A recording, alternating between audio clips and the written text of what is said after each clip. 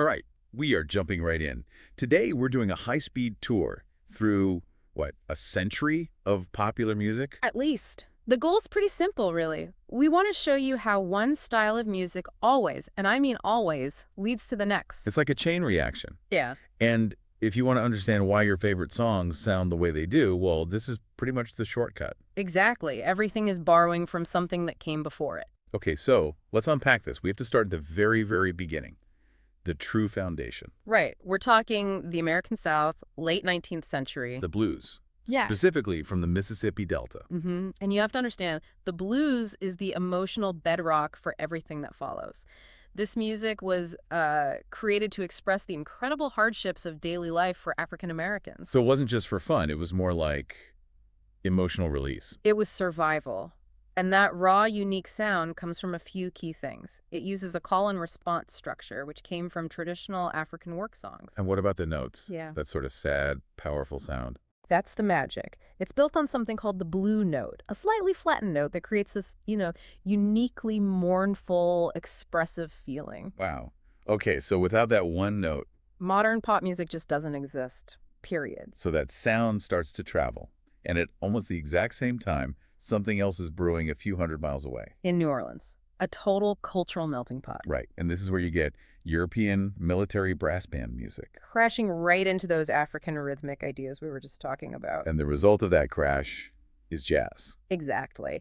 And what really sets jazz apart from the blues is this focus on individual expression. It's all about improvisation. So the musicians are kind of telling stories with their instruments, like a trumpet or a saxophone, but without using words. Precisely. It was competitive, it was daring, they were making it up on the spot inside a structure. So now you have these two huge ideas, the emotional structure of the blues and the improvisation of jazz. And as people moved north, looking for work and better opportunities, they took those sounds with them to Chicago, to Detroit, to New York. That migration is absolutely key. And this is where it gets really interesting, because once that music hits the big cities, it gets organized. Very organized. By the 1930s and 40s, we have big band swing.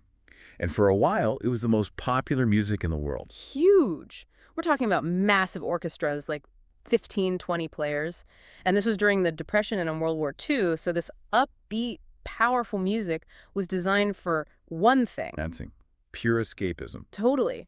You'd have this solid rhythm section, piano, drums, bass keeping, a steady beat. Well, then on top of that, These incredibly complex horn sections.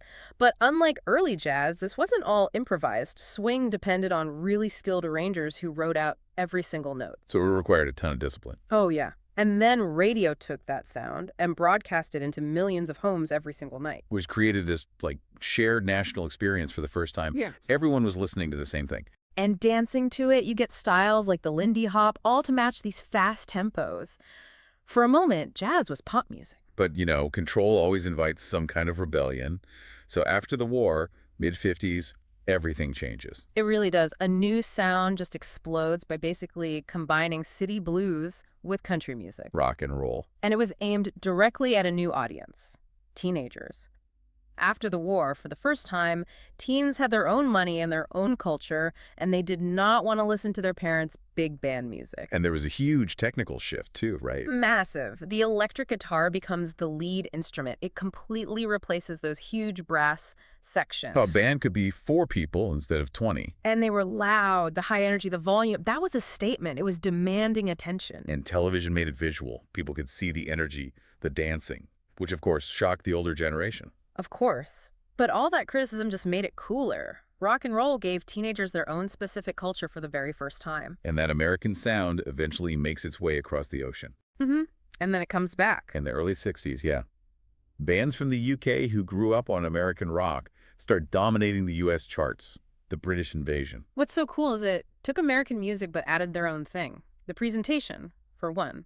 Matching suits, the long hair. Which was seen as rebellious back then. Totally. And the sound was full of vocal harmonies and super catchy melodies, but the big leap was in the songwriting. Right. They started writing complex lyrics about, social change, personal feelings, not just I love you, you love me. And that proved pop music could be deep and still sell millions of records. It made music a truly global conversation. Okay, so while all that's happening, there are these 2 other huge things developing back in America. First, Motown. Ah, Motown. An incredible story. Based in Detroit, it was basically a hit factory. The founder created this highly polished style of soul music that was designed to appeal to absolutely everyone. It's such a recognizable sound. It is. Strong bass lines, lots of tambourine, perfect for dancing. They had a legendary house band that played on almost every hit. The Funk Brothers. The Funk Brothers. And the whole thing drew from gospel traditions, so you get that really powerful, emotional singing. It played a huge role in bringing people together, Yeah. right? Just through shared music. A massive role. It was the sound of young America. And then on the complete opposite end of the spectrum, The folk movement. yeah, super quiet, acoustic, sincere. It was a return to simplicity. Usually just one person, an acoustic guitar, maybe a harmonica. It was all about the story, the message. The lyrics were more important than like a flashy guitar solo. Way more important. They were singing about civil rights, about the war.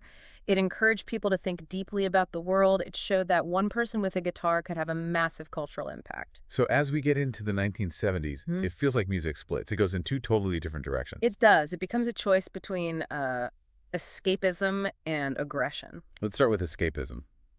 Disco. Disco, it was all about the beat.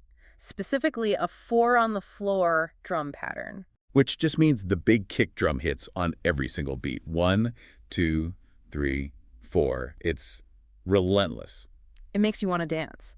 And producers use new technology, synthesizers, to create these lush, expensive sounds.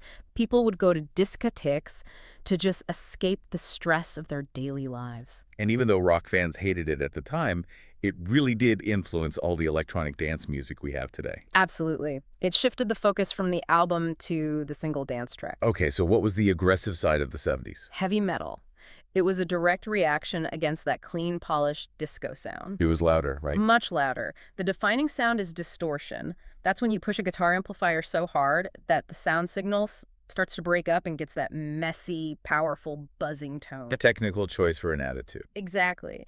And it came with super fast drumming and these long, incredibly technical guitar solos. The concerts were famously loud. Pyrotechnics, light shows, the whole deal. Yeah, the fans were incredibly loyal. They built this whole global community around the genre's intensity.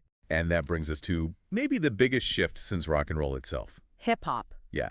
It started in the Bronx, New York City. Yeah. Late 70s at block parties. And it started with a technical innovation. DJs realized people only dance during the drum breaks on a funk or soul record. The instrumental parts. Right. So using 2 turntables, they figured out how to loop that break over and over again, creating a brand new, endless dance track from old records. And the MC, the announcer, would talk over it to hype up the crowd, which turned into rapping. And rapping became this incredible art form. Complex storytelling, clever wordplay. Then, in the 80s, the technology changed again. The sampling machine. Which let producers take tiny little pieces of any old song, jazz, funk, anything, and rearrange them into something totally new. A total game changer. It basically turned all of recorded music into a library of spare parts. It's how hip-hop grew from a local scene into the most dominant style of music in the world. Okay, so the 80s. This is the era of the global pop icon. And the music video. Right. Music television launches, and suddenly, how an artist looked was just as important as how they sounded. The sound itself was very futuristic, very clean, lots of digital synthesizers and drum machines. The songs were engineered to be insanely catchy. And this is when we all switched from buying vinyl records to buying CDs, compact discs. Yep, promising that perfect digital sound. But just like before, that perfection led to another rebellion. It always does. Early 90s, a new sound comes out of Seattle. Grunge. Grunge was deliberately messy. It rejected all that 80s polish. Went right back to those heavily distorted guitars. And the songs had these extreme dynamics, Yeah. They'd go from a really quiet verse to a super loud, explosive chorus. And the look was the opposite of pop stars. Just flannel shirts, jeans. It was all about being authentic, not flashy. And the lyrics were often about feeling left out or frustrated. Its success proved that music did not have to be perfect to be meaningful. And that takes us to the final biggest change. The one we're living in right now. The internet. The late 90s. Yeah. It completely changed everything about how we get music. The big shift is access. You used to need a giant record label to get your music in stores. Now, millions of songs are instantly available on streaming services. On your phone. Right. And that democratized the creation of music, too. You can make a hit song in your bedroom with just a laptop now. No need for $1 million studio. And that changes how we even measure success. It's not about how many CDs you sell anymore. It's all about the streams, the number of times a song gets played online. It's an era of immediate, infinite choice. So, if we tie this all together, every single style we just talked about, from the blues to hip-hop to grunge, it all still exists. It's all influencing the music being made today. Yeah, it's a constant conversation. Music is always borrowing from its own past to build something new. But the basic goal, that Yeah. really hasn't changed at all, has it? Not one bit. Whether it's a brass band or a laptop, the point is still sharing stories and connecting people with sound. Good luck with your studies.